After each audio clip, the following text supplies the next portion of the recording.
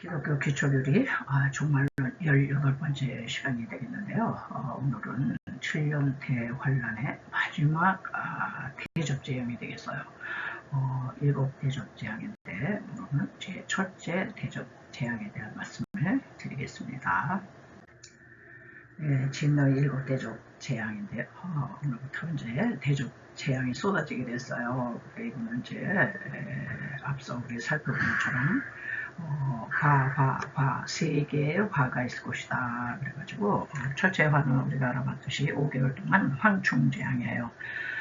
다섯째 나팔 불 때 나팔 재앙에서 이게 예언됐고요. 그 다음에 둘째 화는 큰 지진이 나가지고 7,000명이 죽게 될 것이다. 이게 이제 여섯째 천사가 나팔 불 때에 이 화가 임할 것이다. 그리고 오늘 다루게 되는 이제 셋째 화는 일곱째 나팔 재앙이 열리면서 거기서 이제 7 대접 심판이 쏟아지거든요. 그래서 이제 오늘은 그 7 대접 심판 중에 첫째 대접 재앙을 살펴보겠는데요. 첫째 대접에서는 짐승의 표 받은 자들, 우상숭배자들에게 이 화가 임해요. 관련 계절이 계시록 16장 1절에 또 내가 들으니 성전에서 큰 음성이 나서 7 천사에게 말하되 너희는 가서 하나님의 진노의 7 대접을 땅에 쏟아라 하더라. 그래서 우리가 잘 알아보고 있는 재앙을 이렇게 3단계로 한번 이제 이렇게 살펴봤는데요. 첫째가 인재앙이잖아요. 국민을 때릴 때의 인재앙은 인류의 죄악에 대한 심판의 불가피성이에요. 반드시 심판이 있다. 그러니까 재앙의 계획을 알리는 신호고요. 또 나팔 재앙은 재앙에 대한 나팔을 불어서 경고하는 거죠. 경고성 나팔 재앙. 그래서 이 나팔 재앙에서는 인구의 4분의 1이 먼저 죽고 그 다음에 더 이제 나아가서 모든 산천 초모 이런 또 인류에까지 3분의 1에 대한 재앙이에요. 그러니까 너희 남은 3분의 2는 회개해라 이런 뜻이에요. 그리고 이제 오늘 살펴보게 되는 이제 대접 재앙은 이거는 뭐 돌이킬 수 없는 전면적 재앙과 심판이에요. 그래서 이 대접 재앙에 대접을 이제 쏟는 거거든요. 그래서 이 대접이 이제 우리가 그릇을 쏟으면은 그 속에 하나도 남는 게 없어요. 이거는 아주 철저한 이제 심판을 암시하고 있어요. 그래서 구약 성경을 보니까는 왕하 21장 13절에 므낫세 왕이 아주 무지무지한 우상 숭배자였어요. 그래가지고 하나님께서는 이 므낫세 왕 때문에 이제 이런 예언을 이제 하게 하셨거든요. 사람이 그릇을 씻어 엎음같이 예루살렘을 씻어 버릴지라. 그릇을 씻어서 우리가 엎잖아요. 그 속에 뭐가 있겠어요? 예루살렘은 아주 철저히 내가 심판할 것이다. 그래서 이 대접 재앙은요 굉장히 두려운 재앙이에요. 하나도 남는 게 없는 거죠. 심판의 아주 철저함을 암시하고 있다 이렇게 볼 수 있습니다. 자, 첫째가 가서 그 대접을 땅에 쏟으며 악하고 독한 헌대와 짐승의 표를 받은 사람들과 그 우상에게 경배하는 자들에게 나더라. 그랬어요. 이 대상이 누구냐? 짐승의 표를 받은 자들이에요. 그때 당시에 666표를 받고 우상에게 경배한 자들. 그때 당시에는 로마 황제의 우상에게 절한 자들이죠. 그래서 이 사람들은 그 극심한 대환 중에도 비교적 편안한 삶을 산 사람들이에요. 사도 요한 당시에 그때 로마 황제의 우상에게 절을 해야 돼요. 절하고 그래야지 짐승의 표를 받아서 경제 생활을 할 수가 있는데 아무 고통이 없이 살 수 있어요. 그러나 이때 우리가 초대교회 역사를 알지만은요, 로마 황제에게 절하지 않고 666표 그때 당시에 그 경제 표를 받지 않은 사람들은요 사회에서 조롱, 왕따, 멸시, 핍박, 발견되면 죽음 그거뿐이 없어요. 그래가지고 이제 성지 여행을 가다 보면요 로마의 그 카타콤이 지하 동굴이거든요. 지하 동굴로 들어가서 숨었어요. 그러니까는 매매할 수 없으니까는 그 히브리서에 나오는 양가죽, 염소가죽을 뒤집어 쓰고 밤이면 나와서 먹을 걸 뭐 구하러 다녔다. 뭐 이런 얘기도 있고, 또 이 터키에 가보면 거기도 대림구유라고 이게 지하 동굴이 있어요. 다 초대교회 당시에 이런 엄청난 핍박이 왔을 때 이렇게까지 해서 믿음을 지켰다, 이런 이제 얘기를 하는 거죠. 자, 이런 것처럼 이 종말 때, 특별히 대환란 때는요, 경제표 매매표를 시행을 할 거예요. 그래서 우리의 생존을 위협하고 적그리스도의 우상에게 절을 해야지, 절하라고 압박할 때가 올 것이다. 뭐 충분히 우리는 이거를 뭐 짐작할 수가 있습니다.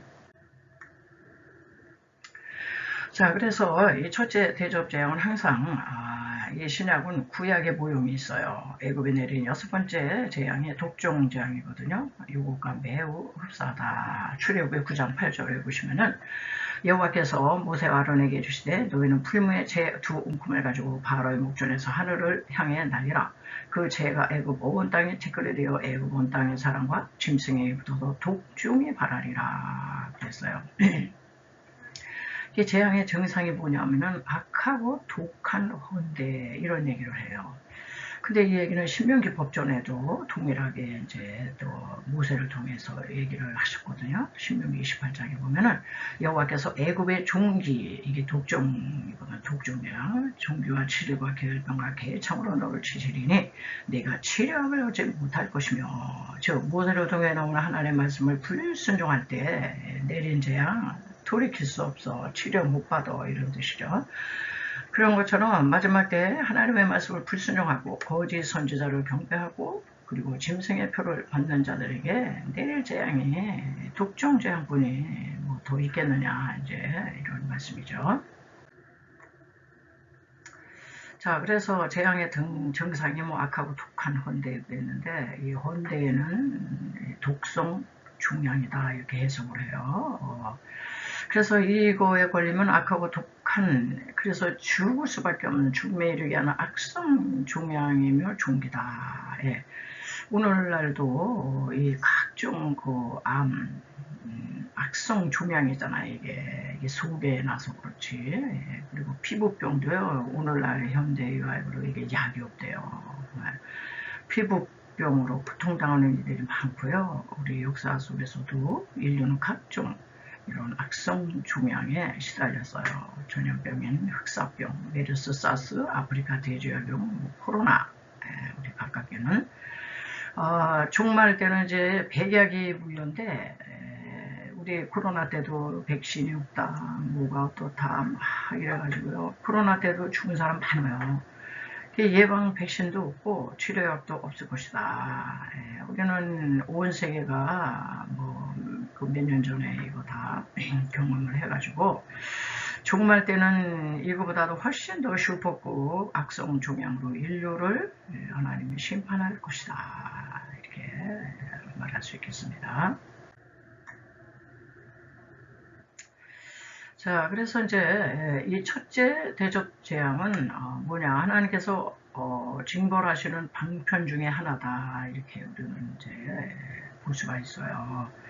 그 역사 속에서 이제 하나님을 대적했던 우리들이요, 받은 재앙이 다 독종 재앙이에요. 첫째는 안티오쿠스 에피파네스라고 하는 시리아 왕, 수리아 왕이 있었어요. 이 사람은 적그리스도의 모형이거든요. 그래서 안티오쿠스, 에피파네스라는 뜻은 뭐냐면 신의 현현, 이게 자기가 신이라는 거예요. 신께서 사람의 모습으로 나타나셨다, 이런 얘기가 자칭 신이에요, 이 사람이. 그래서 유대인을 몹시 박해했고 성전을 모독했고요. 그는 정말 하나님께서 벌레가 창자를 먹어서 죽게 했어요. 그 창자 속에 독종이 나가지고 이제 죽었다. 이게 이 독종장이라는 겁니다.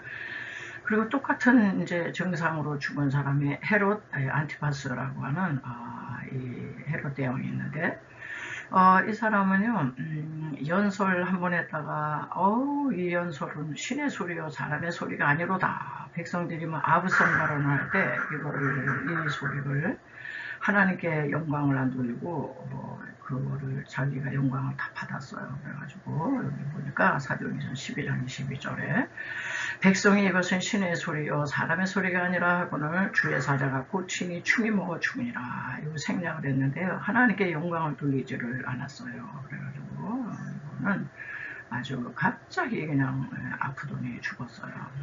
그리고 세 번째 우리가 잘 알고 있는 이제 경건했던 히스기야 왕인데 이분이 우리는 알 수는 없지만은 악성 중양이 들었던 것 같아요. 그래가지고 이사야 선지자를 통해서 죽게 될 것이다 그랬어요. 그런데 그냥 울며 기도해가지고 히스기야 왕이 이제 기적적으로 이제 살아났거든요. 근데 히스기야 왕이 걸렸던 병이 악성 중기라고 해요. 그래서 이사야 선지자를 통해서 하나님이 방편을 치료하는 방편을 일러주시죠. 무화과 잎을 종초에 붙이면 나을 겁니다. 그래서 이분은 철저히 회개하고 이제 또 회생을 했어요. 자, 이 악성 종양이 또 뭐냐? 레위기에 나오는 그 문둥병, 나병 환자의 특징이 이게 그거라는 거예요. 레위기 13장에 보니까 사람의 피부에 무엇이 돋거나 딱지가 않거나 색점이 생겨서 피부에 문둥병 같이 되거든. 이것도 악성 종양의 하나다. 이렇게 본 겁니다. 자, 그리고 그럼 악성 종양, 독종이 꼭 심판만 받는 방편이냐? 아니에요. 하나님께서 연단하시는 방편 중에 또 하나가 돼요. 연단하시는 또 방편으로도 이걸 쓰세요. 그래서 각종 질병과 현대판 각종 암, 이게 악성 종양의 암이잖아. 암. 이거는 반드시 심판의 목적만이 아니고 하나님의 연단의 방편으로도 사용하세요. 그래서 우리는 이제 이 암병을 통해 가지고요. 그 사람이 암에 안 걸렸으면 절대 예수 믿을 사람이 아닌데 그만 암병을 통해서 신앙이 더욱더 좋아진 사람이 많고요. 그리고 이때서 비로소 회개하고 주님을 믿게 된 자들도 많아요. 그러니까는 이 독종재앙은 심판의 목적만 있는 게 연단의 목적도 있다. 연단의 목적으로 이 온 질병은 절대 죽지는 않아요. 단련만 하시려고 그래. 단련해서 전문같이 나오게 하려고 그런다. 이게 대표가 누구냐? 욥이 받은 단련이에요. 욥. 우리가 욥을 잘 알고 있잖아요. 욥은 그를 죽이려고 그러신 것이 아니라 연단의 목적으로 이제 당했는데 어느 정도였냐면은 여기서 2장 7절 보면요. 사탄이 여호와 앞에서 물러와서 욥을 쳐서 사탄을 다 붙여줬어요. 그 발바닥에서 종수리까지 여기서 그냥 독종, 악창이 나게 한지라. 욥이 제 가운데 앉아서 기와 조각을 가져다가 몸을 긁고 있더니 얼마나 가려운지 기와 조각으로 긁어도 시원하지 않다. 얼마나 괴롭겠습니까? 자, 13절에 보면 7일 7야를 친구들이 왔어요. 위로하려고. 근데 7일 7야를 그와 함께 땅에 앉았으나 무슨 할 말이 없는 거예요.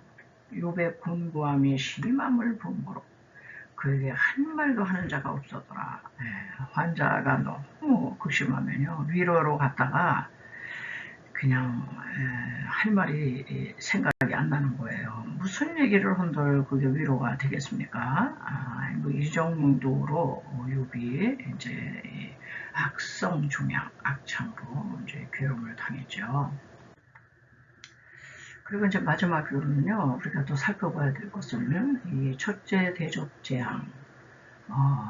악성 종양이 사람의 몸에 악영향을 줘서 죽게 하잖아요. 그런데 마지막 때는 하나님께서 우리 인류를 심판하는 하나의 방편 중에 하나가 사상, 이념의 악성 종양이 퍼지게 할 것이다.